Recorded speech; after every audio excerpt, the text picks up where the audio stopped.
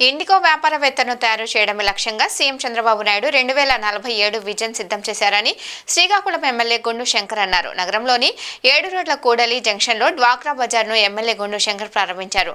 ఈ సందర్భంగా ఆయన మాట్లాడుతూ ఇంటి యజమానిగా ఉన్న భర్త వ్యసనాలకు అలవాటు పడితే ఆ కుటుంబం మొత్తం చిన్నాభిన్నం అయిన పరిస్థితులను చంద్రబాబు నాయుడు చూశారని అన్నారు. ఆ పరిస్థితుల నుంచి ఆ కుటుంబాలను రక్షించాలంటే మహిళలను ఆర్థికంగా బలోపేతం చేయాలని తలచి చంద్రబాబు నాయుడు డ్వాక్రా సంఘాల ఏర్పాటుకు శ్రీకారం చుట్టారని అన్నారు. ఆనాటి ఆ ఆలోచనే నేడు ఓ కుటుంబానికి ఆర్థికవేత్తగా మహిళలందరూ ముందుండి నడిపిస్తున్నారని పేర్కొన్నారు. లక్షలాది రూపాయలు రుణం పొంది మహిళలు కుటుంబాలను ఆర్థిక బలోపేతం చేస్తున్నారని వివరించారు. ఈ కార్యక్రమంలో SUDA chairman Korikana Ravikumar, urban finance corporation director Aravalla Ravindra, Madharapu Venkatesh Reddy, Girijashankar, Pandrangi Shankar, Kella Kondalarao పాల్గొన్నారు.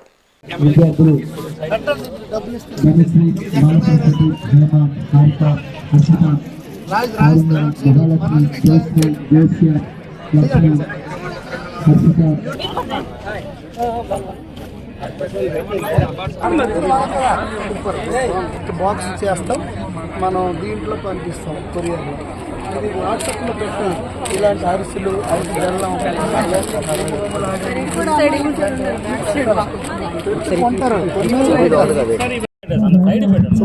ఈరోజు జిల్లా గ్రామీణాభివృద్ధి సంస్థ తరపున డ్వాక్రా Bazaar Srikakulam municipal high school గ్రౌండ్లో పండగ వాతావరణంలో ప్రారంభించడం జరిగింది. ఈ కార్యక్రమం గౌరవ ముఖ్యమంత్రి వర్యులు ఎన్డీఏ కూటమి ప్రభుత్వం ఏర్పాటైన తర్వాత ఇది మొట్టమొదటిది.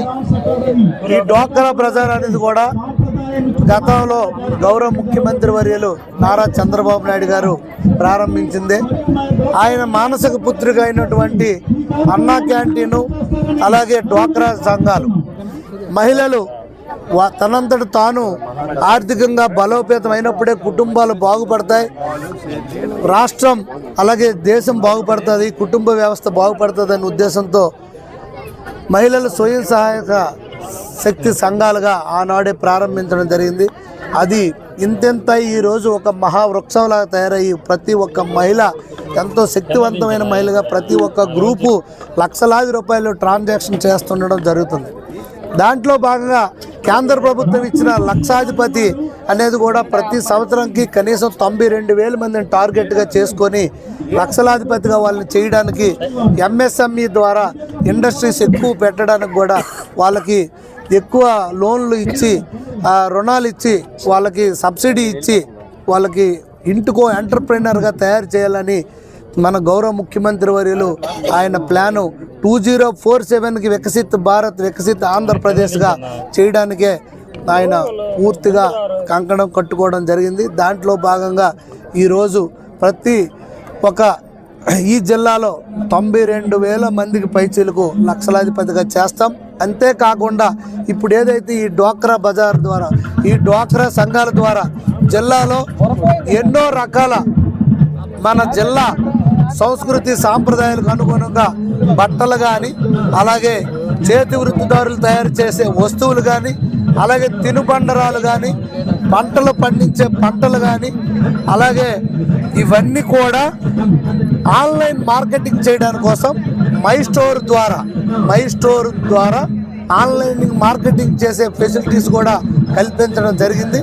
అది కూడా ప్రతి ఒక్క డ్వాక్రా సంఘాలు కూడా వాళ్ళు ఇంట్లోనే ఉంటూ వాళ్ళ ప్రొడక్ట్ని ప్రపంచవ్యాప్తంగా అమ్మడానికి కూడా ప్రభుత్వం ఈ 6 నెలలు వచ్చిన తర్వాత మనం వాళ్ళకి ఈ ఫెసిలిటీ క్రియేట్ చేయడం జరిగింది. ఇంకా మున్ముందు రోజుల్లో ప్రతి ఒక్క ఇంట్లో కూడా ఒక ఎంటర్ప్రెన్యూర్ని తయారు చేయడమే ముఖ్యమంత్రి గారి ఉద్దేశం. ఆనాడు 2020 పెట్టినప్పుడు విజన్ 2020 అందరూ నవ్విన రోజుల్లో ఈరోజు ఇంటికి ఒక సాఫ్ట్వేర్ ఇంజనీర్ ఉన్న పరిస్థితి. రేపు తప్పకుండా గౌరవ ముఖ్యమంత్రి వర్యులు ఏదైతే ఆయన కన్న కళలు 2047 ఉందో ప్రతి ఇంటికి ఎంటర్ప్రెన్యూర్ని తయారు చేసే ఉద్దేశంతో ఈ స్వయం సహాయక శక్తి గ్రూపులందరినీ వాళ్ళు నిలదొక్కునే చేయడానికి కూడా ప్రభుత్వం కృషి చేస్తుంది.